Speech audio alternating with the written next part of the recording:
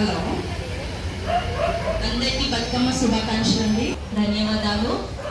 కాకపోతే నా చిన్న రిక్వెస్ట్ ఏంటంటే, రేపు నుంచి మనం కొంచెం ప్రాక్టీస్ చేస్తామంటే పెద్ద బతుకమ్మకి అందరూ ఒకేలాగా ఒకే తీరులో ఉండే చేస్తే ఇంకా బాగుంటుంది, అందరికీ బాగా నచ్చుతుంది అని నా ఉద్దేశం. సో ఎవరికి వీలవుతే వాళ్ళందరూ వచ్చి ఇక్కడ ప్రాక్టీస్ చేయండి. నేను ఉంటాను, లేఖ మేడం వీలవుతే లేఖ మేడం ఉంటారు, ఇంకా చాలా నా ఫ్రెండ్స్ కూడా వస్తున్నారు. సో మీరందరూ కూడా ఎవరెవరికి వీలవుతే వచ్చి ప్రాక్టీస్ చేయండి.